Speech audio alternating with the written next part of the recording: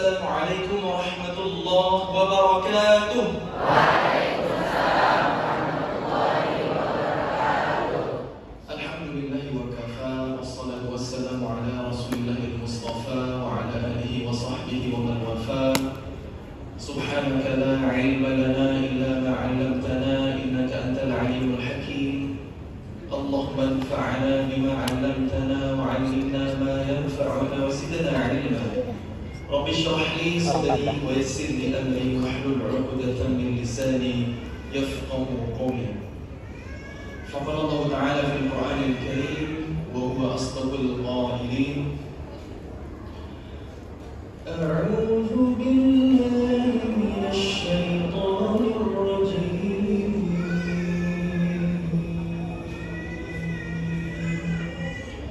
Allahu as-samawati wal ardh mathalu nurihi kamishkatin fiha misbah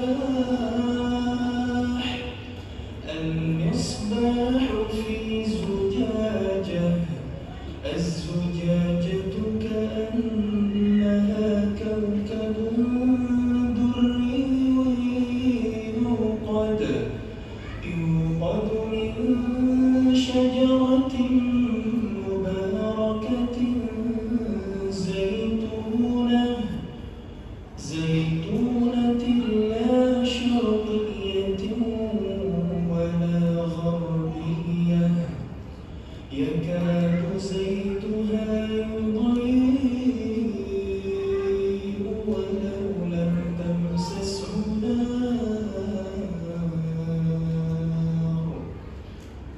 nurun 'ala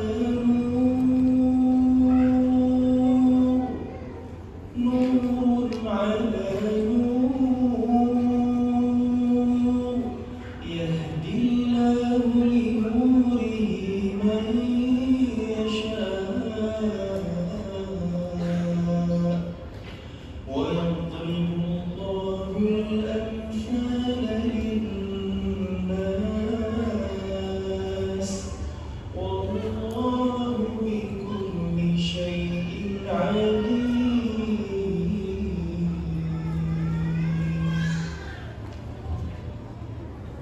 Mari kita sama-sama bersyukur kepada Allah. Alhamdulillahilladzi bi ni'matihi tatimmus shalihat.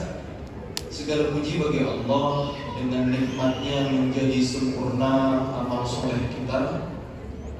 Pagi menjelang siang hari ini Allah kumpulkan kita di rumahnya yang mulia, duduk di majelis ilmu. Mudah-mudahan dengan begitu Allah mudahkan jalan kita menuju surganya. Amin.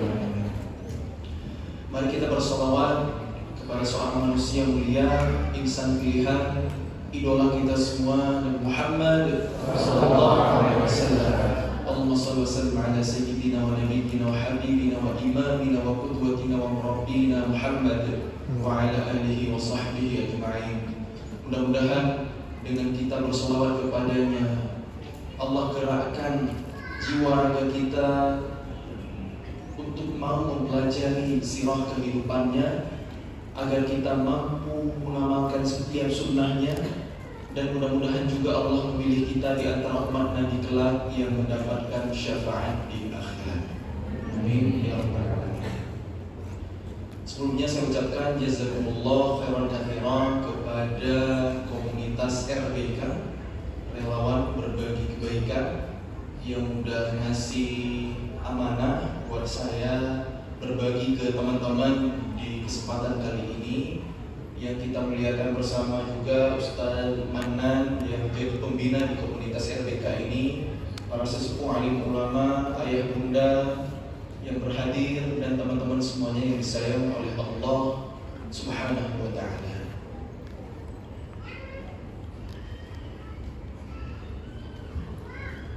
Tema diskusi yang diberikan ke saya,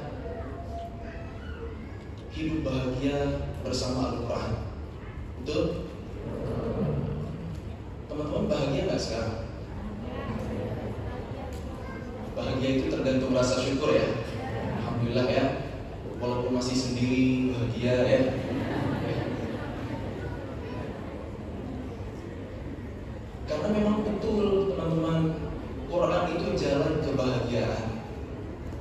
orang yang hidupnya jauh dari Quran, kata Allah di surah Thaha ayat 124. Coba teman-teman catat ya. Ini langsung to the point ya. Allah berfirman, A'udzu billahi minasy syaithanir rajim. Wa man a'rada 'an dzikri fa inna lahu ma'ishatan danka wa nahsyuruhu yawmal qiyamati a'ma. Qala rabbi lima hasyartani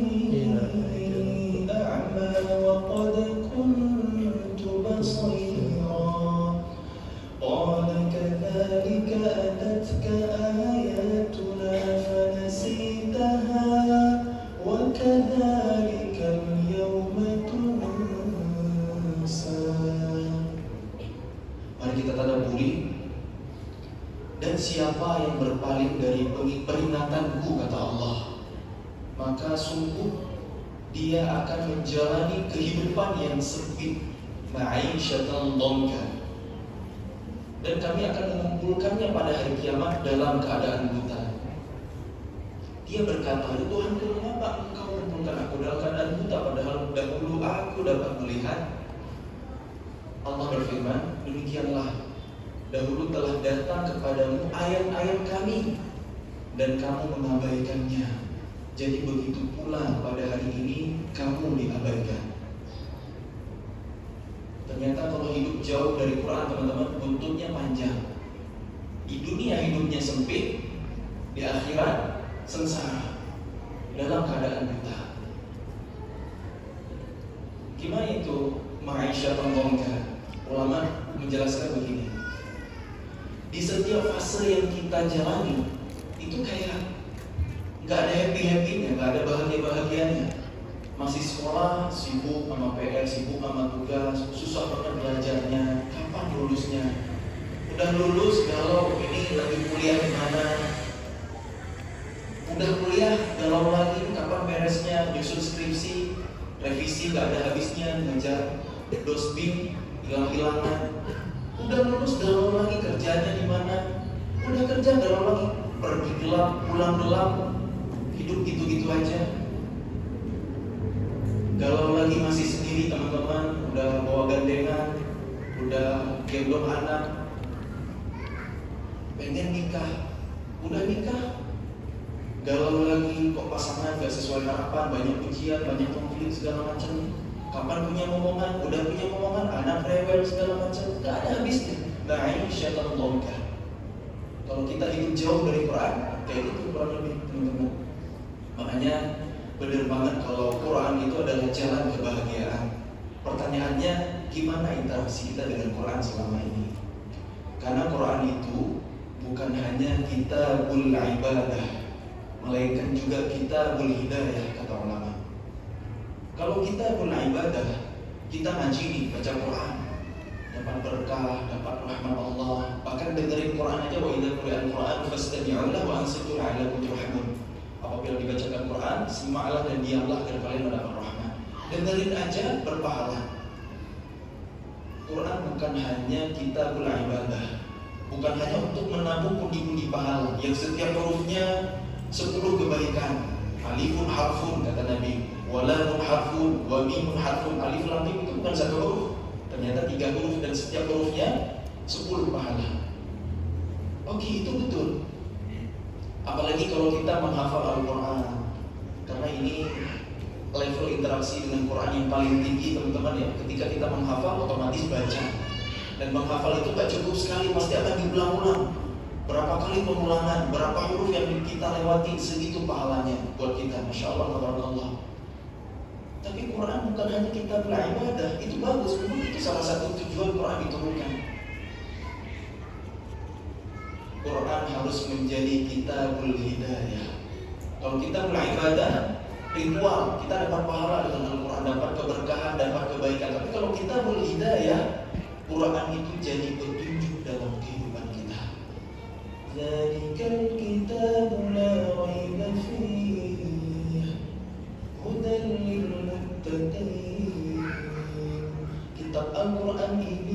tidak ada keraguan di dalamnya, petunjuk bagi orang-orang yang bertakwa. Di pembukaan Mushaf Al-Quran, ya, di awal Al-Baqarah, Allah sampaikan bahwa Quran itu adalah hudan, petunjuk bagi hamba-hambanya yang bertakwa. Pertanyaannya sekarang, apakah kita udah ngambil petunjuk dari Quran? Saya yakin teman-teman yang hadir di sini, insya Allah udah pada istiqomah, udah lama hijrahnya.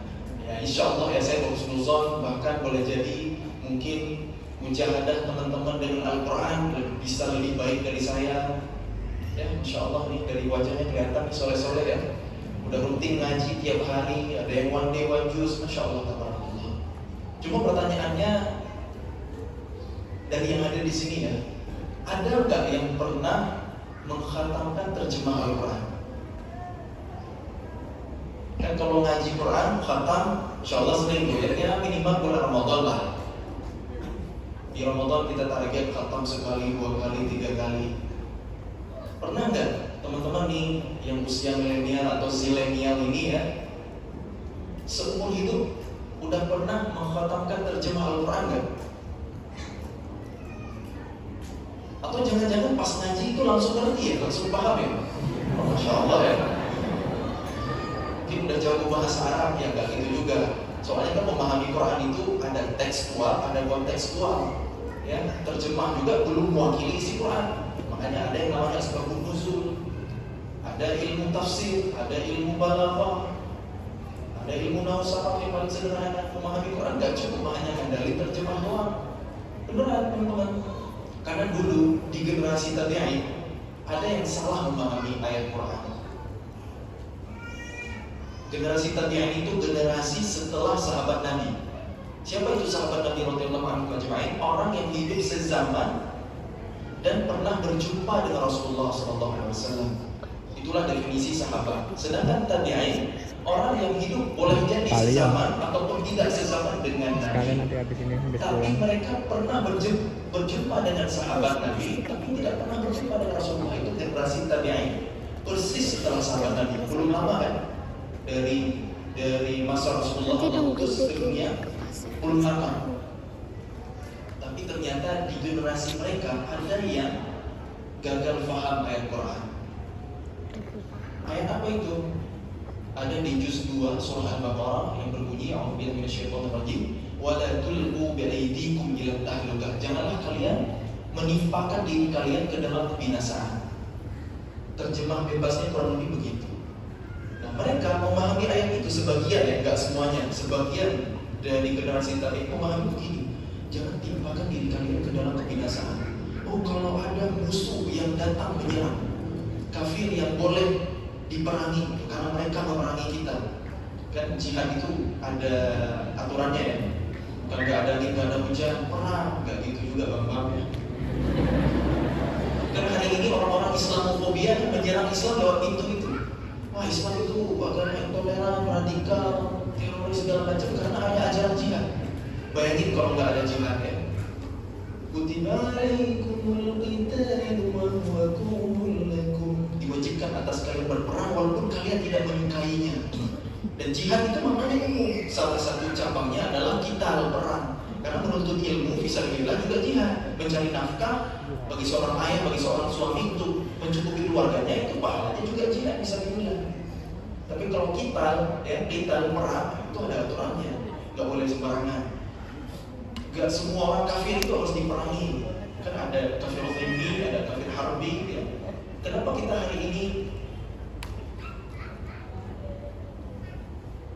salah paham ya? Karena orang-orang Islamofobia itu nyerang gitu. Sementara kita nggak punya ilmu yang kuat, nggak paham sejarah.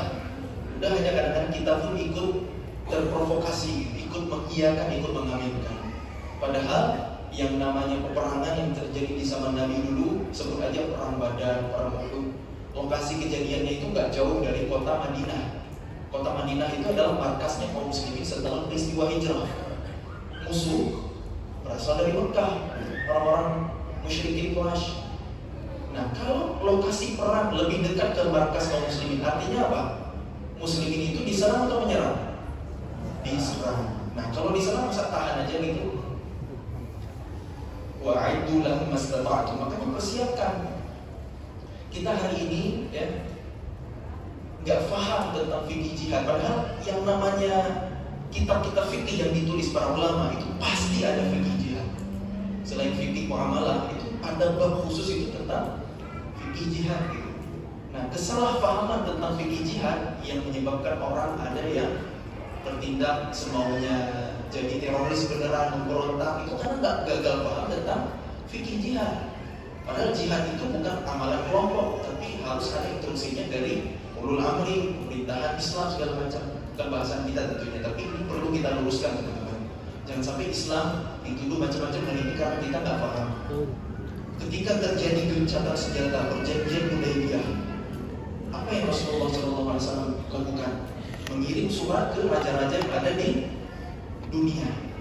Kirim surat, saya Muhammad Rasulullah mengajak untuk masuk Islam, diplomasi, damai. Nggak ada kan? Kami mau ekspansi wilayah, ayo kita perang. Nggak ada begitu. Dalam Islam nggak ada penjajahan. Ketika Muslimin datang ke suatu negeri, namanya futuhan, membebaskan suatu masyarakat dari kekuasaan yang zalim, dari ketidakadilan. Wara'aitan nasa yadkhuluna fi dinillahi afwaja. Karena damainya, karena elegannya kaum muslimin memakmurkan bumi yang didatanginya, orang-orang berbondong-bondong masuk Islam. Bahkan masyarakat Persia, Romawi yang dibebaskan oleh kaum muslimin itu mengaku dalam sejarah lebih senang dipimpin oleh muslimin daripada raja mereka sebelumnya. Kenapa? Karena mereka dicekik dengan pajak upeti yang tinggi, sementara istana berpesta pora. Sedangkan ketika Islam datang, benar-benar keadilan, kemakmuran ditegakkan. Itulah indahnya peradaban Islam yang berlandaskan Al-Quran dan Sunnah Nabi SAW. Itu teman-teman. Jadi dulu di generasi tabi'in ada yang gagal paham dengan ayat wala tulqu bi'aidikum ila tahlukah. Jangan timpakan diri kalian ke dalam kebinasaan.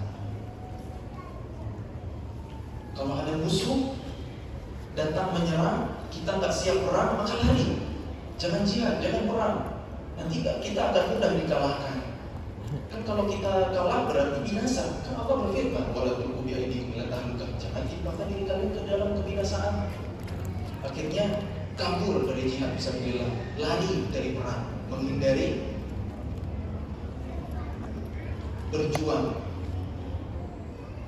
Diingatin oleh tabi'in yang lain yang mengerti tentang ayat tersebut. Alangkah buruk pemahaman kalian terhadap ayat itu. Bukan itu sababun nuzul ayat tersebut, itu bukan. Justru ketika kami dilalaikan, disibukkan oleh urusan dunia, sehingga kami lupa untuk melatih fisik kami, menyiapkan peralatan perang, pedang, panah, melatih kuda-kuda kami. Turunlah ayat ini. Karena kalau kita nggak siap, nggak punya kekuatan, akan mudah dikalahkan. Itulah kebinasaan yang sejati. Jangan timpakan diri kalian ke dalam kebinasaan. Maksudnya persiapkan untuk jihad. Wa'iddu lahum mastata'tum, yang bikin musuh gentar. Coba lihat, aslinya ayat menyuruh untuk jihad, malah dipahami untuk menghindari jihad. Parah nggak? 180 derajat. Makanya memahami Quran itu gak cukup sebenarnya hanya ngandelin terjemah doang.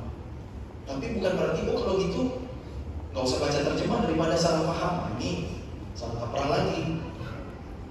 Baca Quran, baca terjemah. Karena kita hari ini kan enggak lah bahasa ibu, bahasa sehari-hari kita, bahasa Arab, sehingga kita langsung ngerti Quran pas baca, benar nggak? Maka minimal cara memahami Quran untuk kita hari ini umat Islam Indonesia dengan membaca terjemah itu minimal. Kalau ada yang nggak kita pahami, baru konsultasikan, tanyakan ke ulama, tanyakan ke para mufassir, ahli tafsir. Apalagi mushaf Al-Quran hari ini kan udah banyak banget dilengkapi dengan footnote-nya, ada tafsir ringkasnya, ada box asbabun nuzulnya. Insyaallah memudahkan kita untuk memahami Al-Quran. Jangan sampai seumur hidup kita belum pernah khatam Quran. Katanya Quran itu petunjuk. Kok nggak pernah mau cari tahu petunjuk yang ada dalam Quran? Makanya kita hari ini nggak bahagia. Terlebih anak-anak muda, generasi milenial, zilenial hari ini pada nggak bahagia. Saya berani jamin. Kenapa? Kenapa saya berani jamin? Karena dikit-dikit anak zaman sekarang itu butuh healing. Healing itu artinya apa? Nyari kesembuhan. Memang penyakitan kita semua ini. Ya healing jiwanya galau ya, mumet gitu, nggak bahagia segala macam. Apa ini? Kok sehampa itu jiwa kita sekarang ini ya? Sampai apa-apa ya, capek dikit butuh healing. Ya kalau refreshing, rehat ya, ke alam lain lah. Tapi bahasa hari ini kan healing. Yang udah nikah ya, sibuk dengan rumah tangganya gitu ya. Mungkin gak bahagia di rumah, cari healing di luar rumah. Harusnya kan baiti jannati, rumahku surga, kan nanti begitu. Kalau bahagia di rumah gak perlu kemana-mana, yang penting sama kamu. Ya, gitu. Tapi kenyataannya ya begitulah. Oke teman-teman semuanya yang saya Allah SWT, waktu saya nggak banyak ya, PR buat kita ya, buat teman-teman semua. Yuk mulai sekarang ngaji, baca arti. Ini bukan nasihat baru loh teman-teman. Dulu para wali ya, wali songo yang berdakwah di Nusantara, yang dengan wasilah mereka jadi asbab turunnya hidayah Allah ke masyarakat negeri ini. Ya, wali songo itu saya lupa wali songo siapa ya. Kan ada yang menulis syair, membuat syair dalam bentuk lantunan yang kita tahu, tombo hati, obat hati. Obat hati ada 5 perkaranya. Yang pertama apa? Yang pertama apa? Baca Quran dan maknanya. Coba lihat itu para wali dulu cerdas banget loh dakwahnya, ngerti fikul wakil, ngerti realitas bahwa masyarakat Indonesia itu menerima Islam tapi sulit menerima bahasanya. Dari dulu begitu, karena negeri-negeri kaum muslimin itu ada yang Islamnya datang, bahasanya sekaligus. Negeri kita termasuk India juga, itu ajarannya sampai tapi bahasanya enggak. Makanya kenapa sampai ada nasihat baca Quran dan maknanya. Dulu dalam manuskrip zaman dulu ya, Quran diterjemahkan ke bahasa Jawa. Baca Quran dan maknanya itu jadi obat hati, jalan kebahagiaan. Silakan aja nanti teman-teman ya, baca Quran, baca arti. Saya soalnya ngalamin gitu, ngaji, baca arti, tadabbur, lagi ada masalah hidup. Dulu kok yang ini relate banget ya? Coba, kalau nggak percaya, terus gitu, kayak playlist gitu ya. Udah habis, ulang lagi, udah habis, ulang lagi. Karena Quran itu nggak pernah bosan untuk kita ulang-ulang. Selalu ada petunjuk yang baru, selalu ada mata air yang jernih untuk setiap zaman. Kitab tafsir ditulis oleh para ulama, nggak ada habis-habisnya. Selalu ada hikmah, ada pelajaran.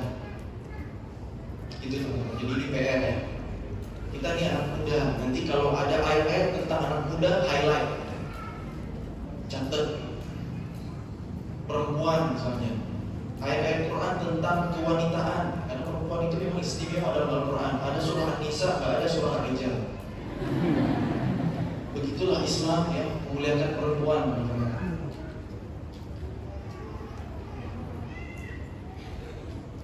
Setiap kali ketemu kisah-kisah tentang perempuan misalnya ya, coba teman-teman highlight, itu pasti jadi pelajaran. Tema perempuan dalam Al-Quran itu ada banyak. Yang paling banyak itu perempuan sebagai istri. Istri Abu Lahab, istri Fir'aun, istri Imran. Pokoknya tema istri itu, kisah tentang istri itu paling banyak. Yang kedua, kisah tentang ibu. Salah satunya Ummu Musa yang ada di surah Al-Qasas kan. Yang ketiga, perempuan sebagai individu. Dan yang keempat, perempuan sebagai sosialita. Itu urutan kisah dominan. Dan kalau kita tadabbur, ini jadi pelajaran. Di antara hikmahnya, mustahil perempuan bisa menjadi ibu yang baik kalau dia gagal menjadi istri yang baik. Istri itu kan bakti sama suami, gitu ya. Perihal tentang baktinya kepada suaminya. Kalau menjadi ibu itu kan kepada anak, betul ya? Nah kalau dia nggak bisa maksimal baktinya kepada suami, gimana dia akan maksimal mencurahkan kasih sayangnya, perannya sebagai ibu dalam mengasuh anak, mendidik anak? Itu sunatullahnya begitu. Misalnya ya, rumah tangga ini, mohon maaf ya, konflik, isinya berantem, itu disaksikan oleh anak. Kira-kira bagus nggak? Buat mentalnya sehat? Nggak bagus ya. Makanya kenapa? Selesai dulu bab antara suami istri, baru lanjutkan bab tentang menjadi orang tua.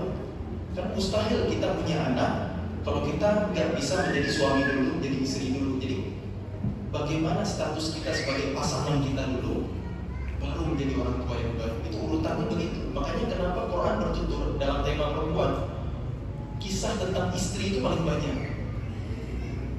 Itu salah satu hikmahnya. Maaf ya, anak muda yang ini saya lihat soalnya yang akhwat ramai. Ya. Ya udah, ini sekarang kita bahas tentang anak muda deh, mulai biar adil ya. Berbicara tentang pemuda, teman-teman ya, ada banyak banget kisah di dalam Al-Quran tentang anak muda. Sepertiga isi Al-Quran itu kisah. Umumnya turun di fase Makkiyah sebelum hijrah. Karena kisah itu luar biasa dampaknya buat jiwa kita. Kita merasa hari ini punya ujian hidup sulit banget. Ada banyak dalam sejarah yang lebih sulit dari kita, tapi lulus ujiannya dari Allah. Jadi kalau kita galau tuh, nanti kita akan ketemu inspirasinya dalam Quran. Dalam bidang apapun, nanti kita akan ambil contoh kasusnya teman-teman ya. Nah, Allah Subhanahu Wa Taala berfirman, "Wa kullan naqussu 'alaika min anba'ir rusul ma nuthabbitu bihi fu'adak." Kami kisahkan kepada Muhammad kisah-kisah para rasul yang dengannya hatimu menjadi kuat. Kami teguhkan jiwamu. Jadi fungsi kisah itu gitu. Dan Quran itu syifa ya. Wa nunazzilu minal Qur'ani ma huwa syifaa'un wa rahmatun lil mu'minin. Syifaa'un lima fis sudur, obat untuk apa yang ada di dalam dada, obat hati itu Al-Quran.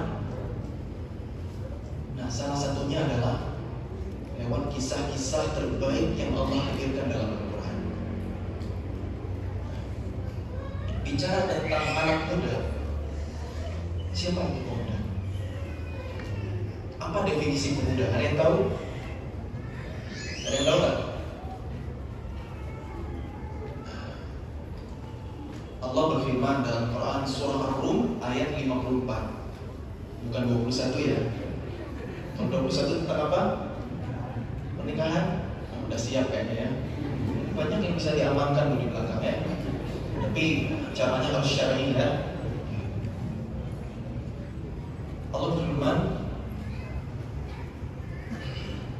surah Ar-Rum ayat 54. A'udzu billahi minasy syaithanir rajim. Allahul ladzi khalaqakum min dha'fin thumma ja'ala min ba'di dha'fin quwwah thumma ja'ala min ba'di quwwatin dha'fan wa shaybah yakhluqu ma yasha' wa huwal 'alimul qadir.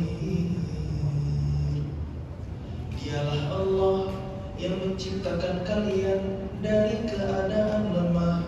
Kemudian setelah keadaan lemah itu Allah jadikan kalian kuat. Lalu setelah kuat menjadi lemah kembali dan berubah. Dia menciptakan segala sesuatu yang dikehendakinya, dan Dia Maha Mengetahui, Maha Berkuasa. Dapat sesuatu nggak dari ayat barusan kalau kita tadabburi? Siapa itu pemuda? Kan awalnya kita lemah.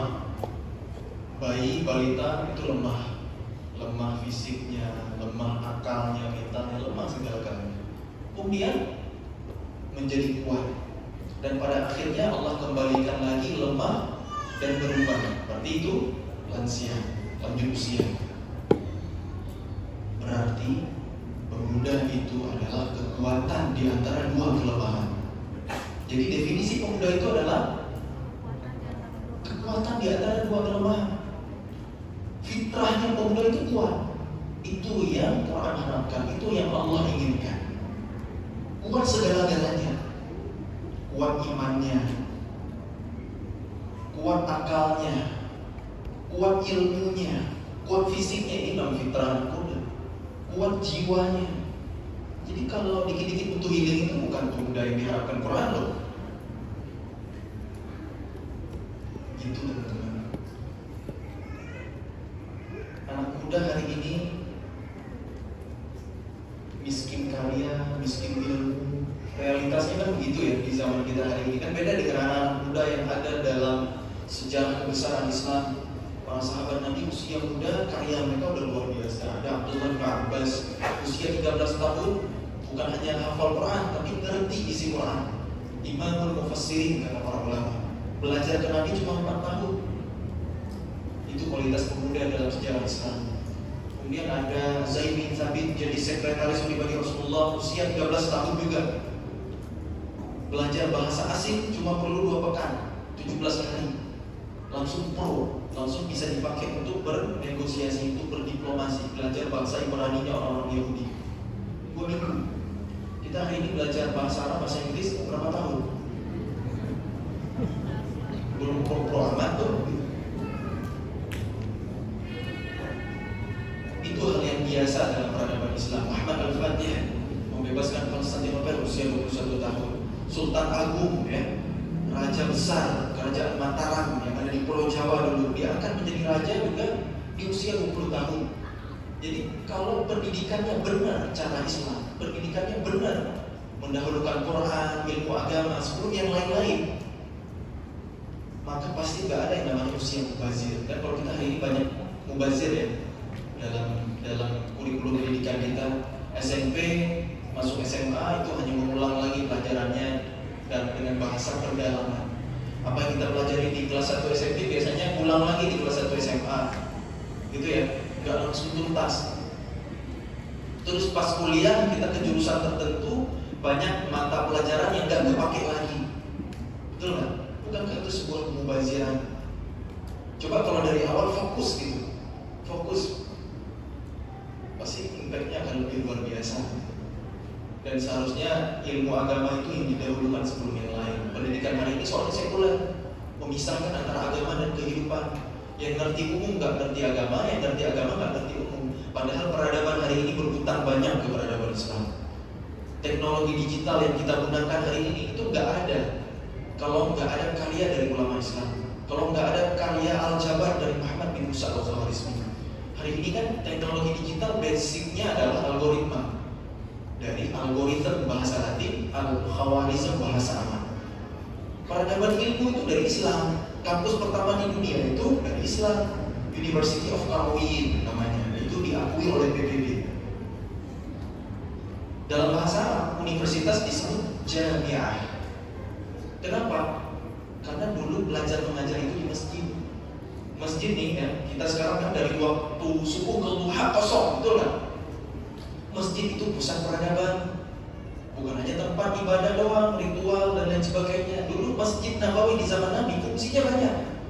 Sholat ya itu yang utama. Belajar mengajar di masjid juga. Mengatur strategi militer di masjid. Ada tawanan perang diikat di tiang masjid. Ada korban perang dirawatnya di masjid, bisa jadi rumah sakit. Ada yang homeless, sahabat yang ahlu sufah karena mereka mendedikasikan usianya untuk ilmu, untuk berguru ke Nabi. Mereka nggak punya rumah, tinggalnya di masjid. Mereka disebut ahlu sufah, salah satunya Abu Hurairah radhiyallahu anhu, perawi hadis terbanyak. Masjid juga bisa jadi tempat pengadilan. Coba lihat, multifungsi. Hari ini sekolah-sekolah bingung cari dana untuk membangun gedung belajar mengajar, sampai mohon maaf ya ada yang harus mengambil dari instansi ribawi. Makanya sekarang pendidikan banyak yang bergeser spiritnya dari mentransfer ilmu menjadi lembaga komersil. Biaya pendidikan makin mahal. Kalau dulu, zaman dulu, pendidikan itu disupport dari wakaf-wakaf produktif. Guru sangat dimuliakan, pendidikan berkualitas. Itulah indahnya peradaban Islam. Nah, belajar mengajar dalam peradaban Islam itu dilakukan di ruang utama masjid. Makanya Jami' Qarawiyyin itu nama masjid aslinya. Di sana ada belajar mengajar, mengembangkan ilmu, ada murid, ada guru, ada dosen, ada mahasiswa, ada jurusan, bahkan ada wisudanya. Makanya diakui sebagai kampus pertama di dunia oleh PBB. Itulah kenapa kalau kita wisuda hari ini menggunakan jubah. Toga itu jubah kan? Nah, karena jubah ini kan pakaian kaum muslimin. Mungkin yang keren hari ini jas berdasi, karena peradaban yang memimpin hari ini Western civilization, peradaban Barat. Dulu Islam. Eropa yang berjaya hari ini, mereka berhutang ke peradaban Islam. Cuma hari ini dikumpulkan oleh sejarah, nggak dibicarakan, kayak dikubur aja. Umpamanya saya dulu belajar di kampus jurusan arsitektur. Ada salah satu bidang keilmuan di arsitektur itu namanya teori kritik dan sejarah arsitektur. Bicara sejarah, startnya dari mana? Yunani, Romawi dengan latar Eropa. Tiba-tiba skip 1000 tahun langsung abad 13, abad 15 gitu. Gotik, Renaissance, ya, modern, ya, minimalism, international style dan lain sebagainya. Pokoknya kemajuan peradaban Islam nggak dibahas kecuali ngambil mata kuliah khusus namanya arsitektur Islam, mata kuliah pilihan. Memang Islam ini pilihan, ya. Di semua jurusan silakan cek teman-teman. Padahal peradaban ilmu itu dari muslimin. Lihat Al-Khawarizmi, ilmunya berkah sampai hari ini. Jadi cikal bakal teknologi digital. Kita pakai kamera untuk merekam, untuk memotret. Ini kan temuannya ilmu Islam juga, namanya Ibnu Al-Haytham. Penemu pesawat terbang pertama kali, bukan Wright bersaudara seperti klaim Barat hari ini. Hampir 1000 tahun sebelum itu ada Abbas bin Firnas yang lebih dulu terbang dengan ilmu, ya. Inspirasinya dari mana? Dari surah Al-Mulk. أَوَلَمْ يَرَوْا إِلَى الطَّيْرِ فَوْقَهُمْ صَافَّاتٍ وَيَقْبِضْنَ مَا يُمْسِكُهُنَّ إِلَّا الرَّحْمَنُ. Tidakkah mereka memperhatikan bagaimana burung bisa terbang di udara? Siapa yang menahannya selain Allah yang Maha Rahman? Ini inspirasi Abbas bin Firnas, bikin prototipe pesawat terbang. Walaupun dalam uji cobanya mengalami musibah, jatuh dan wafat, meninggal dunia, tapi meninggalkan karya. Itulah peradaban Islam, peradaban ilmu. Karena ini kan kita umat Iqra. Kata pertama yang Allah perdengarkan kepada nabinya dari kitab sucinya, Iqra, bacalah. Jadi kalau nggak ada kemajuan peradaban Islam kalau kita malas baca. Hari ini gimana kecerdasan literasi kita? Rendah banget kan ya? Makanya wajar hari ini umat seolah tidur, bahkan boleh jadi pingsan. Kita ini banyak, tapi kayak kulit di lautan, kan? Kayak kata Nabi dalam surah ini, nggak punya kekuatan. Tapi jangan khawatir, karena kejayaan Islam itu adalah sebuah keniscayaan. Sebelum kiamat terjadi, Islam itu akan berjaya di muka bumi. Itu keyakinan kita, itu keimanan kita. Kita hari ini hidup di NKRI, udah final, karena saham terbesar dari kemerdekaan negeri ini juga para ulama dan santri kok yang berjuang dulu, yang meneriakkan takbir Allahu Akbar, merevolusikan jihad fisabilillah kayak Kiai Haji Hashim Asy'ari, pendiri Nahdlatul Ulama. Beliau kan yang mengeluarkan resolusi jihad, Pangeran Diponegoro, Tuanku Imam Bonjol. Coba kalau nggak ada perjuangan, nggak ada perlawanan dari para santri yang dikomandoi oleh ulama, mungkin sampai hari ini kita masih dijajah, sampai hari ini masih dia Belanda, kita ini masih kedudukan Jepang. Allah maha. Jadi kita ini cinta tanah air, Al-Watan minal iman. Cuma kita juga harus tahu sejarah, ya, bahwa syariat Allah itu akan kembali tegak di muka bumi. Gimana pun caranya, tugas kita mengimaninya dan mempersiapkannya. Ketika momentum itu datang, jangan sampai kita cuma jadi penonton, bukan pemain. Berjuanglah di pendidikan, karena kalau kita berjuang di ekonomi akan diawasi oleh musuh-musuh. Berjuang di politik, apalagi akan segera dihabisi. Tapi kalau kita berjuang di pendidikan, insya Allah cenderung aman. Karena memperbaiki peradaban itu bukan dengan memperbaiki infrastruktur, jalan,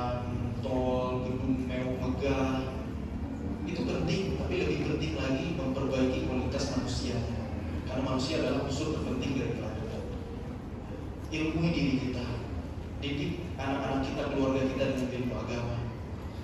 Buat kita nih anak-anak muda ya, karena di mana-mana perubahan itu selalu diawali oleh anak muda. Perjuangan membela agama itu ada di pundak para pemuda. Karena ring satu Nabi SAW itu isinya anak-anak muda yang menyambut ajakan untuk masuk Islam, kebanyakan anak-anak muda, bukan orang tua. Itulah yang disampaikan oleh Al-Imam Ibnu Katsir rahimahullah ta'ala ketika menafsirkan ayat yang ada di surah Al-Kahfi. Surah Al-Kahfi itu tentang Ashabul Kahfi. Mereka adalah para pemuda. Innahum fityatun amanu bi rabbihim wa zidnahum huda. Sesungguhnya mereka adalah pemuda-pemuda yang beriman kepada Rabb mereka, kemudian kami tambahkan kepada mereka petunjuk. Ya, pemuda istimewa itu yang beriman kepada Allah. Kerennya seorang pemuda dilihat dari imannya, bukan dilihat dia good looking atau enggak. Kan itu yang nomor satu. Dilihat dia itu punya warisan harta yang banyak dari orang tuanya atau enggak. Gonta-ganti gadget, ya, pakai sport car, segala macam, outfit yang mahal, glamour, bukan itu keren-kerennya anak muda. Enggak juga dilihat dari banyaknya followers di sosial media. Anak muda yang keren itu bukan yang viral, bukan yang trending. Bahkan hari ini mohon maaf, yang kita lihat viral dan trending enggak semuanya baik kan ya. Banyaknya cari sensasi, klarifikasi, polanya begitu. Hari ini kan jarang itu yang terkenal viral karena prestasinya ada sih satu dua. Tapi yang banyaknya apa? Makanya kerennya anak muda bukan dari keterkenalannya, bukan dari keviralannya. Para Ashabul Kahfi bahkan kita nggak tahu persisnya jumlah mereka berapa. Apakah 5 yang ke-6 anjingnya? Apakah 6 yang ke-7 anjingnya? Atau 7 yang ke-8 anjingnya? Allah lebih tahu tentang jumlah mereka. Nggak penting soal itu. Tapi lihat kontribusi mereka, lihat karya mereka. Mereka adalah pemuda-pemuda yang beriman. Ketika mereka berhadapan dengan kekuasaan yang zalim yang memaksa masyarakat untuk murtad, namanya Raja Dikianus, mereka nggak tinggal diam. Para pemuda ini mencari solusi, mencari jalan keluar. Tapi di saat udah mentok, nggak ada lagi pilihan, baru terpaksa melarikan diri dalam rangka menyelamatkan iman. Terjadilah keajaiban. Allah tiburkan mereka selama 300 ditambah 9 tahun. Walabithu fi kahfihim 300 sinina wazdadu tis'an. Kenapa ayat Quran berbunyi 300 tahun ditambah 9 tahun? Ada i'jaz ilmiah dalam ayat ini. Mukjizat ilmu matematika dan astronomi sekaligus. Ada operasi penjumlahan. Kemudian ternyata kalau dihitung secara kalender syamsiah lamanya 300 tahun. Kalau dihitung dengan kalender Qamariyah lamanya 309 tahun. Masya Allah ya, mudah-mudahan menambah keimanan kita. Itulah pemuda yang hebat. Nomor satu dilihat dari imannya, bukan dari yang lain. Pemuda yang namanya harum dalam tentang sejarah terjadi mereka yang membela agama Allah, yang mau berjuang fisabilillah, mereka yang mau berdakwah. Apa itu dakwah? Ngajak orang ke jalan Allah. Pelakunya disebut dai, da'iyan qabla an takuna syai'. Jadilah kalian dai, engkau dai sebelum jadi apapun. Itu nasihat dari ulama. Karena dakwah itu bukan hanya dengan ceramah, bukan hanya dengan retorika. Bahkan kalau teman-teman cek sosial media saya, jarang ada ceramahnya. Banyaknya lantunan Quran, dakwah via suara, itu yang saya mampu. Ada yang dakwah via media, ada yang dakwah lewat tulisan, ada yang dakwah dengan harta ilmu bukan bilisan, ada yang dakwah dengan tubuh, dengan keteladanan. Ini yang mampu kita lakukan semua. Karena orang-orang yang jauh dari Islam, orang-orang non-Muslim hari ini enggak baca Quran, mereka enggak baca hadis, tapi yang mereka baca adalah akhlak kita. Oh ini ya Muslim. Jangan sampai Islam itu tercoreng gara-gara buruknya akhlak kita. Itu yang teman-teman semuanya yang saya oleh Allah SWT. Itulah inspirasi tentang pemuda dalam Al-Quran. Kisah tentang pemuda di Quran itu enggak ada yang negatif, semuanya positif. Ya, para Ashabul Kahfi, mereka pemuda yang istimewa, dan kisah tentang pemuda yang lain masih banyak.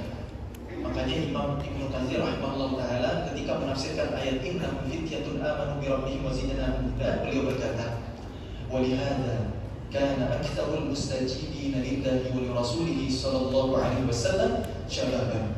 Oleh karenanya yang paling banyak menerima ajakan untuk beriman kepada Allah Subhanahu wa taala dan Rasulnya sallallahu alaihi wasallam adalah para pemuda. Lihat ring satu nabi, Asyara Basyaruna bil Jannah, 10 sahabat yang dijamin surga. Kenal nggak siapa aja? Pengen masuk surga nggak? Masa nggak mau belajar dari orang yang udah dijamin surga? Ya kan? 4 khulafaur rasyidin itu yang udah kita tahu ya. Ada Abdurrahman bin Auf, ada Talha bin Ubaidillah. Carilah teman-teman ya, pelajari kisah kehidupannya. 10-10-nya nggak ada yang orang tua. Usianya semuanya di bawah Nabi. Yang kepala 3 cuma 3 orang, Abu Bakar, Umar, dan Abdurrahman bin Auf. Pas 30 tahunnya. Itu yang kepala 3. Sisanya Umar bin Khattab radhiyallahu anhu. Usianya 27 tahun ketika masuk Islam. Apalagi yang lain-lain, Sayyidina Ali bin Abi Thalib paling muda. Ada ulama yang menyebut 10 tahun, ada yang menyebut 8 tahun usia masuk Islamnya. Jadi memang yang menyambut dakwah Nabi itu anak-anak muda. Kenapa usia 30-an masih disebut pemuda? Oh iya, saya juga masih anak muda walaupun masih kepala 2 sekarang. Usia 30-an masih anak muda juga, karena definisi pemuda kalau range usia itu dari usia balik sampai usia 40. Itulah kenapa para nabi banyak Allah beri tugas di usia 40, usia puncak, usia matang. Pertemuan antara kekuatan anak muda dan kebijaksanaan orang dewasa itu usia 40. Makanya ada doa khusus yang Allah ajarkan di Quran di 2 ayat sekaligus. Rabbi auzi'ni an ashkura ni'mataka allati an'amta 'alayya wa 'ala walidayya. Itu doa di usia menjelang 40 tahun. Maka berarti kalau di bawah 40 itu masih pemuda. Saya pemuda, teman-teman juga pemuda, betul ya? Cuma paling bedanya di status doang ya.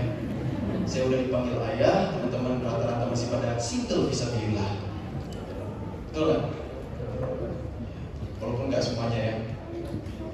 Nah, teman-teman semuanya disayang oleh Allah Subhanahu wa taala. Kisah tentang pemuda dalam Al-Qur'an nggak ada yang negatif, semuanya positif. Sahabat Nabi yang mendukung perjuangan Nabi semuanya anak-anak muda. Bahkan 7 perawi hadis terbanyak bisa dibilang anak-anak kecil.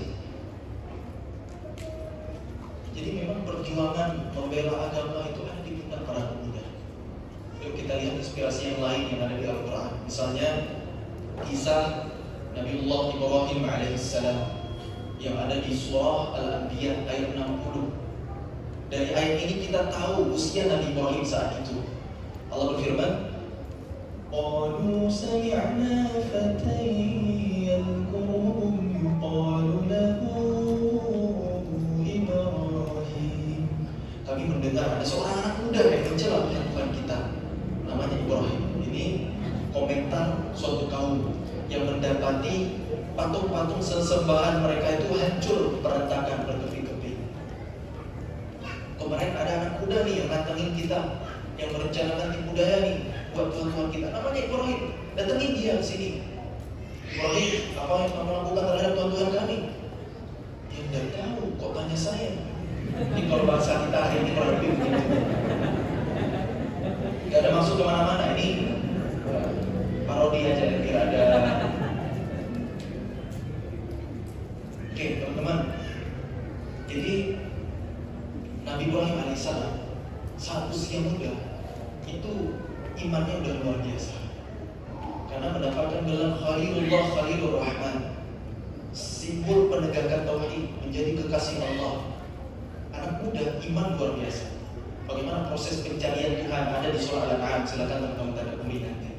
Ada di awal juz 3 tuh, ketika burung dicincang, ditaruh di bukit-bukit yang berbeda, kemudian bisa bersatu kembali, silakan tanda kumi nanti. Imannya luar biasa, ujiannya dari Allah, semuanya lulus dengan sempurna. Wa idh ibtala Ibrahim rabbuhu bikalimatin fa'atammahu. Makanya Allah muliakan berikut dengan anak cucu keturunannya. Nah, saat Nabi Ibrahim berusia muda, udah punya iman yang luar biasa. Nah, lagi-lagi pemuda yang keren itu dilihat dari imannya. Nah, dia anak muda yang keren itu gak hanya mikirin diri sendiri. Yang penting saya udah soleh, yang penting saya udah beriman, yang penting saya udah taat. Ternyata pemuda yang keren itu bukan mikirin diri sendiri doang, gak egois dengan diri sendiri, mikirin nasib orang banyak, mikirin umat, mikirin masyarakat. Itulah yang menjadi kegalauan Nabi Ibrahim. Jangankan untuk urusan akhirat, karena masuk surga itu jangan sendiri. Wasiqal ladzina taqaw ilal jannati zumara. Masuk surga itu orang-orang yang bertakwa rombongan, nggak sendiri-sendiri. Makanya kenapa kita perlu berdakwah mengajak orang ke jalan Allah gitu. Nah, Nabi Ibrahim alaihissalam memikirkan nasib umatnya, kaumnya yang masih berbuat kemusyrikan, menyembah patung yang bahkan dibuat oleh ayahnya sendiri yang bernama Azar sebagai seniman patung di zaman itu. Itu kegelisahan Nabi Ibrahim alaihissalam.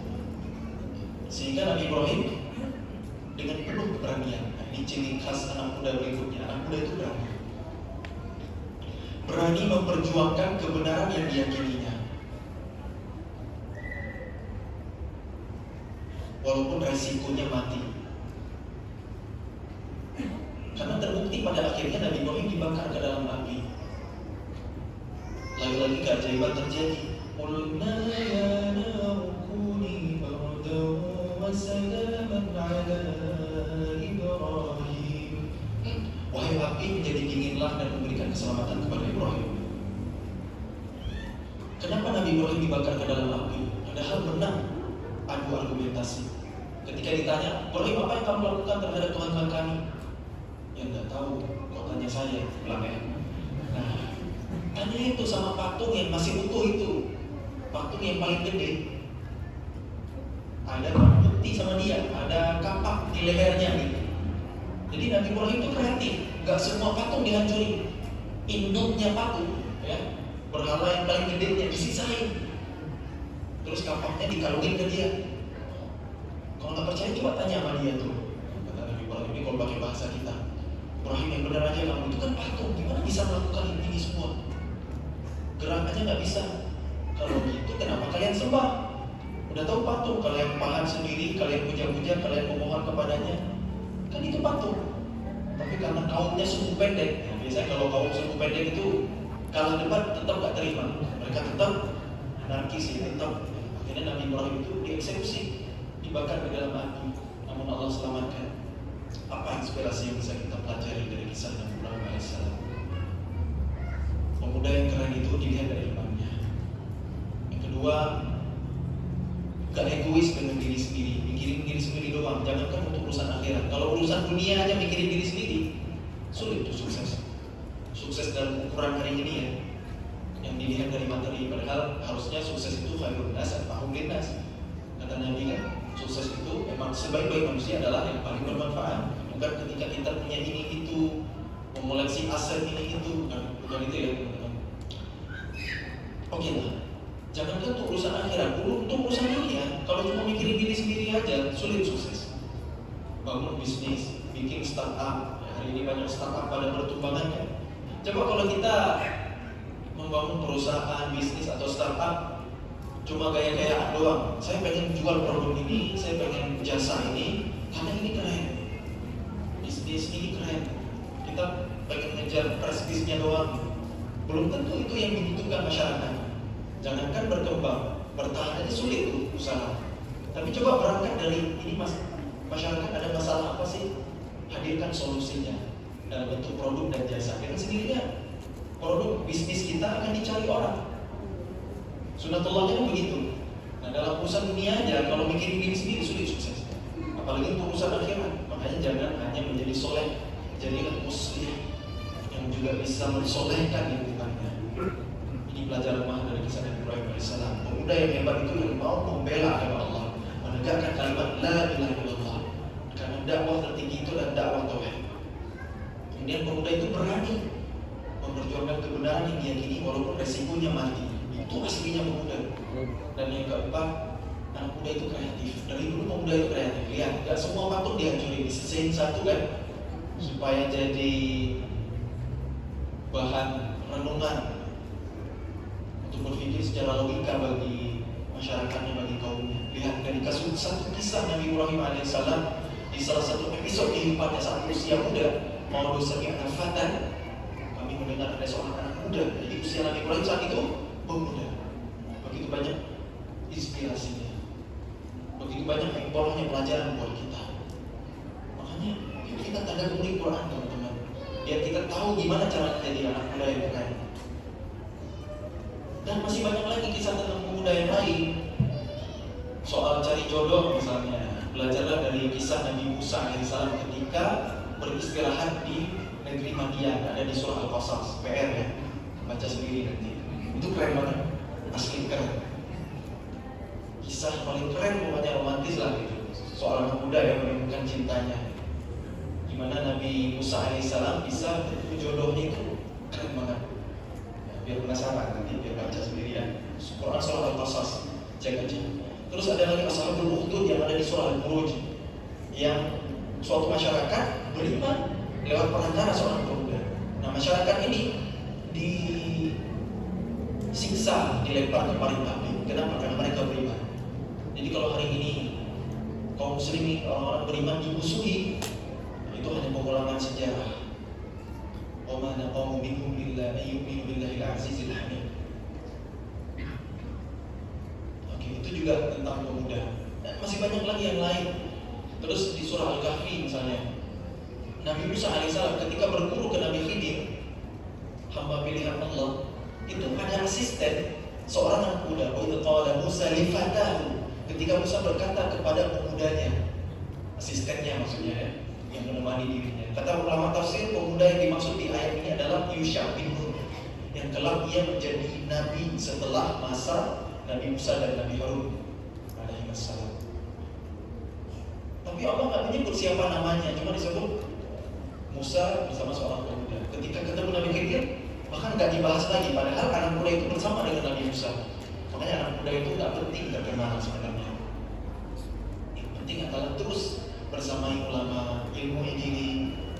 Suatu saat, kalau memang peran kita di panggung atau di belakang layar, nggak ada yang benar salah dengan itu. Yang penting kita bermanfaat, yang penting kita berkontribusi.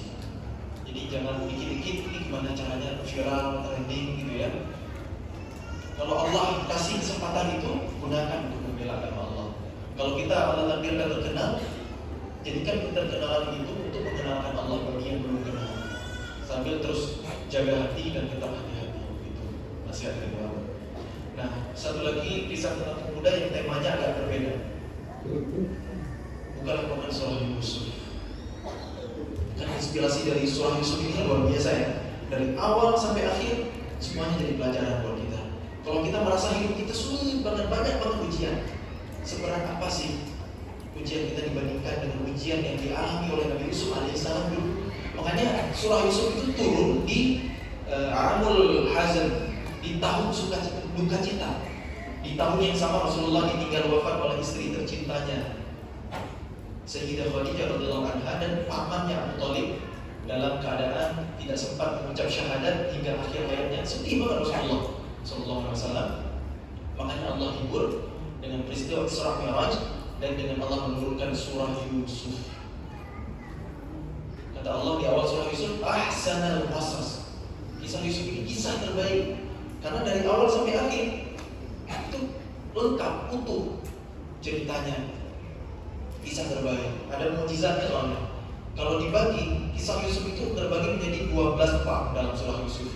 Nanti part 1 itu jawabannya di part 12. Part 2 nanti berhubungan dengan part 11. Part 3 itu connect dengan part 10. Jadi kalau mau belajar sinematografi ya, bikin alur, ini inspirasi dari surah Yusuf itu luar biasa. Ini mungkin teman-teman penulis, novelis atau sutradara, coba jadikanlah Quran sebagai inspirasi ya, teman-teman. Nah, Nabi Yusuf kan mengalami ujian demi ujian itu banyak banget. Di awal surah Nabi Yusuf bermimpi melihat 11 bintang, bulan dan matahari sujud kepadanya. Takwil mimpinya, kelak Nabi Yusuf akan menjadi orang besar, akan menjadi orang hebat. Kata ayahnya Nabi Yaqub alaihissalam, Yusuf jangan ceritain ke saudara-saudaramu, nanti mereka iri sama kamu, jahatin kamu. Kurang lebih begitu ya. Dan ternyata benar, Nabi Yusuf dimintain izin oleh saudara-saudaranya, diajak jalan-jalan, ayahnya berat mengasih izin dan pada akhirnya diizinkan dan dibuang ke sumur, bajunya diambil, dilumuri dengan darah palsu. Mereka ngaku ke ayah mereka, Yusuf sudah dimakan serigala. Nabi Yusuf terpenjara dalam sumur. Kemudian datang rombongan pedagang, diambil. Jadilah Nabi Yusuf terpenjara dalam perbudakan. Kemudian dijual ke istana dengan harga murah. Terpenjara dalam istana, digoda di istri raja untuk berbuat zina, terpenjara dalam cinta buta. Pada akhirnya dijebloskan ke dalam penjara beneran. Nah, ini penjara beneran. Pada akhirnya keluar dari penjara. Nabi Yusuf masuk penjara gara-gara ketampanan rupanya, dan keluar dari penjara gara-gara ketampanan hatinya, kata para ulama. Dengan kemampuan takwil mimpi yang dimiliki Nabi Yusuf bisa mengartikan mimpi raja yang maknanya akan terjadi kekeringan, gagal panen, paceklik selama 7 tahun. Harus bercocok tanam untuk menabung pangan selama 7 tahun sebelumnya. Itu tafsir mimpi yang difahami oleh Nabi Yusuf, ya, mimpinya raja, sehingga Nabi Yusuf dikeluarkan dari penjara dan diberikan kedudukan istimewa. Dia akan menjadi bendaharawan negeri Mesir dan akhirnya berkumpul kembali dengan saudaranya, happy ending, ketemu lagi dengan ayahnya yang sedih karena kehilangan Nabi Yusuf sampai matanya memutih ketika mencium baju Nabi Yusuf, ya, kembali bisa melihat. Happy ending. Coba kalau nggak ada kesulitan demi kesulitan hidup, nggak ada kebesaran Nabi Yusuf di kemudian hari. Coba kalau Nabi Yusuf nggak dilempar ke sumur, mungkin Nabi Yusuf dan keluarganya sekalian akan meninggal, wafat dalam masa paceklik, kekurangan pangan, krisis. Tapi dengan Nabi Yusuf dilempar ke sumur dan mengalami berbagai ujian-ujian hidup sehingga bisa menafsirkan mimpi raja, menyiapkan pangan. Masyarakat Mesir selamat dari paceklik 7 tahun. Jadi buat ayah bunda di hari ini, ya, pelajarannya gak usah khawatir kalau jauh dari anak. Kalau anak kita merantau untuk ilmu, kita amanahkan mereka di pesantren, di ma'had, dan jauh dari kita, gak apa-apa. Mudah-mudahan itu jadi awal dari kebesaran mereka di kemudian hari, insya Allah. Nah, terus inspirasi tentang anak mudanya di mana? Kan itu pertanyaannya. Kan tadi saya janjinya mau ngasih tahu tentang pemuda. Nah, saat Nabi Yusuf berusia muda, ujian usia muda, ya. Dari mana usia Nabi Yusuf muda? Taunya dari mana? Dari ayat wa qala niswatun fil madinati imra'atul aziz turabidu fataha an nafsi. Ketika perempuan-perempuan yang ada di negeri Mesir gosipin istri rajanya, istri Al-Aziz, yang menggoda pemuda yang menjadi pelayan di istana. Jadi ternyata kejadian istri raja ngajak zina pelayan istana yang masih berusia muda jadi trending topik pada masanya, viral, sampai diomongin. Ayat mengabadikan yang bergosip itu perempuan-perempuan yang ada di negeri Mesir, ada di kota Mesir. Hati-hati nih, karena ujian menjaga lisan itu lebih berat untuk perempuan. Tahu nggak? Jangan bilang siapa-siapa tapi ya. You know lah. Ujian perempuan itu menjaga lisan, ujian laki-laki itu menjaga kemaluan. Di antara dua hal yang menyebabkan banyak manusia menjadi penghuni neraka itu lisan dan kemaluan. Dan kemaluan itu kan berkaitan erat dengan syahwat, dan syahwat itu awalnya dari mata. Maka ujian laki-laki itu ada di pandangan, ujian perempuan ada di lisan. Walaupun dua-duanya harus, laki-laki harus jaga lisan juga dong, perempuan harus jaga pandangan juga dong. Tapi ujian lebih beratnya perempuan lisan, laki-laki pandangan. Itulah kenapa kalau ada cowok nangis, yang ditutup itu matanya. Kalau ada cewek nangis, yang ditutup itu mulutnya. Itu jadi simbol, ya, kata ulama, simbol peluang sumber terbesar dosa yang mereka lakukan itu dari pintu mana? Laki-laki dan perempuan. Allah a'lam. Jadi hati-hati ya. Dari dulu emang yang suka bergosip, ngerumpi ke perempuan. Ya bahasa Islamnya ghibah. Ghibah itu ngomongin fakta kejelekan orang di belakangnya. Kalau yang bersangkutan dengar dia nggak senang, itu ghibah. Kalau yang diomongin nggak benar, berarti itu tuduhan, fitnah, ya. Walaupun fitnah itu artinya ujian, ya. Tapi fitnah dalam bahasa Indonesia itu menuduh orang tanpa bukti, kan. Itu lagi hati-hati. Tahu nggak dia tuh gini, ya. Fakta sih. Jangan sampai pahala kita tertransfer sama orang yang kita omongin itu, dan itu sama dengan kita makan daging saudara kita yang udah mati. buka Quran surah Al-Hujurat. Nah, bukan itu bahasa pertama, tapi ini pesan sponsor ya. Ada hikmah yang bisa kita tadaburi. Nah, istri raja nggak terima dia digosipin, diomongin. Pada akhirnya diundanglah perempuan-perempuan ke istana. Kalian nggak tahu sih Yusuf itu seganteng apa? Bisa-bisanya kalian nuduh aku yang enggak. Sini kalian ke istana, kita party, kita nongki-nongki, makan bareng kita. Sampai di istana diperlihatkanlah rumah Nabi Yusuf. Yusuf ukhruj, keluar, jalan Nabi Yusuf di hadapan mereka kayak catwalk gitu. Begitu perempuan-perempuan ini melihat ketampanan Nabi Yusuf, mereka terpesona. Mereka berkata, "Hadza malakun karim." Ini sih bukan manusia, itu malaikat yang mulia. Sampai gak percaya ini manusia. Mereka kira ini malaikat. Gak sadar mereka lagi motong makanan, malah ngiris-ngiris jari, malah potong tangan dan gak berasa. Itulah ketampanan Nabi Yusuf. Bisa sampai jadi obat bius. Ada gak orang ganteng hari ini kita lihatin dia, ya, dioperasi gak berasa gitu. Jadi life hacknya apa? Cowoknya kalau nggak ada setetes dari ketampanan Nabi Yusuf, lancar. Jangan PHP-in anak orang, jangan ghosting sana sini, janji nikah terus ngilang. Nah, udah nih yang cocok kan? Sekarang yang cewek-cewek. Inspirasinya apa? Janganlah idolain opa-opa Korea.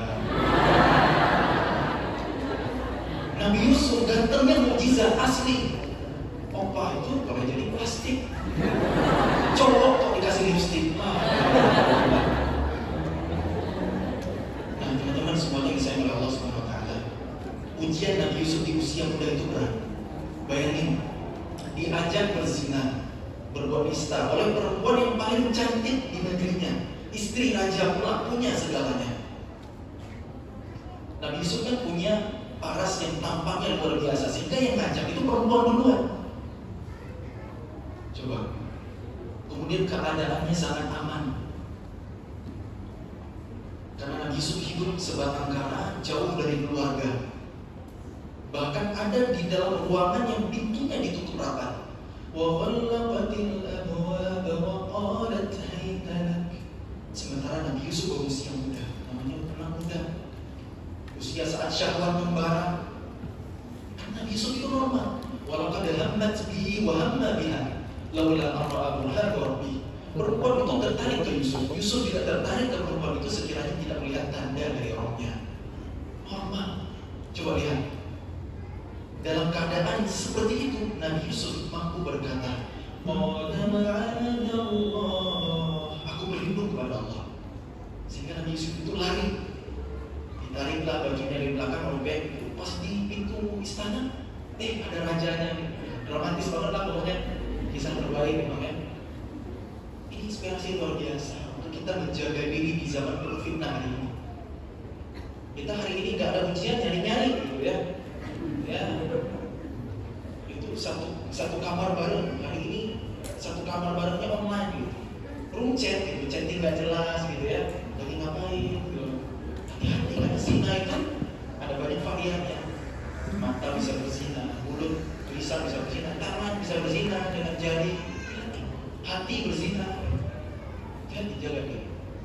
Makin kita menjaga diri, insya Allah makin berkah nanti pernikahan kita. Kalau kita misalnya menjaga pandangan, kita akan sangat bahagia nanti dengan pasangan halal kita. Gak ada bandingannya.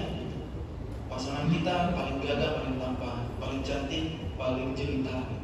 Tapi coba kalau mengumbar pandangan gitu, karena cantik itu akan ada edisi baru lagi, keluar yang lain gitu ya, gak ada habisnya gitu. Tapi kalau kita mencukupkan dengan pasangan halal kita, ya kita menjaga pandangan, maka pasangan kita pasti akan yang paling indah di mata kita. Makanya kenapa ada syariat untuk aurat, ada syariat ghadul basar, indahnya syariat Islam. Hikmah itu luar biasa untuk memuliakan, untuk menjaga. Banyak orang-orang yang musuh Islam hari ini gak ngerti gimana indahnya syariat Islam. Nah, intinya gitu teman-teman ya, gak lama lagi adzan zuhur akan berkumandang. kesempatan kali ini PR-nya jangan lupa ya, baca Quran, baca hati. Ya, yang mudah menghafal, murojaahnya sambil coba tadabbur, pahami maknanya. Insyaallah itu semakin memudahkan kita untuk menjaga hafalan. Karena Quran itu kan antitor, pengingat. Nah, kalau kita baca Quran, baca hati, ya mudah-mudahan itu menjadi pengingat dalam kehidupan kita di setiap masalah hidup yang kita alami. Karena semuanya udah ada contohnya, udah ada ibrahnya, udah ada pelajarannya dalam Quran. Laqad kana fi qasasihim ibratun li ulil albab. Mohon maaf atas segala kekurangan teman-teman. Oh ya, ada pesan sponsor ya. Komunitas RBK ini kan relawan berbagi kebaikan ini, benar nggak? Benar nggak? Ya. Silakan salurkan infak terbaik ya teman-teman. Sedekah itu adalah amalan yang paling disesali oleh penghuni kubur. Kenapa nggak maksimal ketika di dunia? Jadi selagi kita masih hidup ya, yuk kita bersedekah. Sedekah itu adalah amal sosial yang paling umum sebenarnya. Definisi sedekah itu ya, kita mindahin duri di jalanan itu sedekah. Tabassumuka di wajhi akhika as-sadaqah. Senyum di hadapan saudara itu sedekah. Tapi kalau ada kotak amal lewat, kita senyumin, itu bukan sedekah. Masukin dulu uangnya, baru bisa disebut sedekah. Itu namanya infak. Infak itu adalah sedekah dalam bentuk harta. Nah, sedekah itu adalah ukuran benarnya iman seseorang. Was-sadaqatu burhan. Bukti keimanan seseorang itu terlihat dari sedekahnya. Lihat Abu Bakar As-Siddiq radhiyallahu anhu sama Umar bin Khattab radhiyallahu anhu. Mereka masing-masing pernah bersedekah. Abu Bakar 100% dari hartanya, Umar 50% dari hartanya. Kalau masih sehat, kuat, silakan sedekah 100%. Tapi kalau kita udah mau sakaratul maut, nggak boleh. Maksimal sepertiga, karena ada hak ahli waris di sana. Jadi ada fikihnya juga kan, jangan modal semangat, gas gitu ya, kayak gitu juga konsepnya ya. Nah, Abu Bakar Siddiq pernah menginfakkan 100% dari hartanya. Wajarlah kalau mendapatkan gelar As-Siddiq, orang yang paling benar imannya. Terlihat dari sedekahnya yang luar biasa. Was-sadaqatu burhan. Sedekah itu ukuran benarnya iman seseorang. Kemudian infak itu kan sedekah dalam bentuk harta. Sedekah lingkaran besar dan lingkaran kecil di dalamnya itu namanya infak. Berasal dari kata nafaqah. Nafaqah itu artinya tolongan. Sejatinya ketika kita bersedekah dalam bentuk harta, nggak akan berkurang harta kita. Itu kan kata Nabi. Kita kayak pindahin rekening doang dari rekening dunia ke rekening akhirat. Harta kita itu masuk ke terowongan yang sampai ke akhirat, kembali lagi ke kita. Allah sampai berfirman, wa aqridullaha qardan hasanah, dan pinjamilah Allah dengan pinjaman yang baik. Allah kok minta pinjaman sama hambanya, padahal rezeki kita juga dari Allah. Kata Syekh Mutawalli Asy'arawi dalam tadabburnya di akhir surah Muzammil ayat 20, karena ada hamba-hambaku yang lain yang rezekinya dalam tanggunganku, maka pinjami dulu aku untuk aku berikan kepada mereka. Jangan khawatir, pinjaman itu pasti kembali dan Allah mengembalikan sesuatu, pasti berbalik. Ibarat kita investasi untuk milik langit dan bumi, itulah infak. Dan nanti dibagi lagi ya, infak itu ada zakat yang memang wajib ya, ada wakaf. Wakaf itu hukum awalnya sunnah, tapi begitu mengikat dengan syarat-syaratnya, aturannya begitu luar biasa. Peradaban Islam besar dengan sumber pendanaan terbesar itu dari wakaf. Harta wakaf itu milik Allah, tidak boleh dijual, tidak boleh dikurangi, tidak boleh dihibahkan, tidak boleh digantikan. Itu wakaf, ada syariatnya begitu luar biasa ya. Makanya kalau akadnya wakaf itu nadir atau pengelolanya itu harus hati-hati. Sumbangan akadnya wakaf itu nggak boleh dipotong. Kalau lembaga itu nggak boleh potong itu biaya admin, biaya administrasi itu nggak boleh, operasional nggak boleh. Nah, semua itu ada ilmunya, ada ilmunya. Nah, teman-teman semuanya yang saya Allah Subhanahu Wa Taala, kalau zakat menunjukkan kita, kalau wakaf itu berhenti artinya kan kita ngaji berhenti di tengah-tengah ayat kita sebut wakaf, mulai lagi disebut tidak.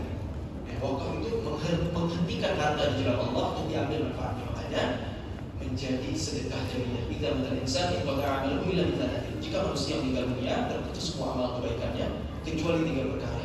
Shadaqatin jariyah ini pertama, inilah wakaf. Wakaf itu sedekah jariyah. Kita ganti keran masjid yang rusak itu wakaf, ganti kabel masjid wakaf. Sesederhana itu, nggak perlu akad, itu udah menilai wakaf. Nggak boleh ngambil lagi.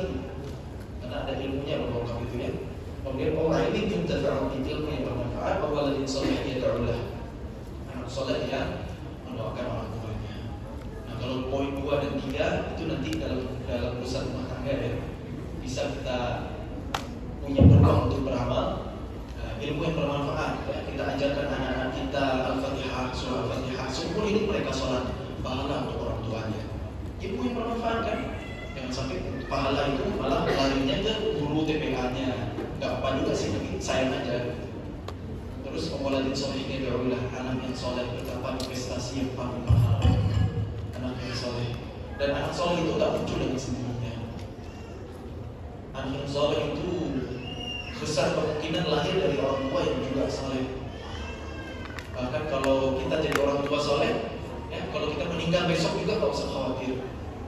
Karena dulu ada 2 orang anak yatim dalam kisah Nabi Khidir bersama Nabi Musa alaihissalam di akhir surah Al-Kahfi. Nabi Khidir bangunin tembok rumah yang hampir roboh, padahal masyarakatnya pelit, gak minta upah. Nabi Musa protes, kenapa kita bangunin tembok ini? Akhirnya dipecah jadi murid kan. Nah, dijawab kemudian sama Nabi Khidir, wa kana abuhuma shalihan. Dulu bapak 2 orang anak yatim yang punya rumah ini adalah orang soleh. Ada harta mereka yang terpendam supaya tidak diambil oleh masyarakat bakir itu.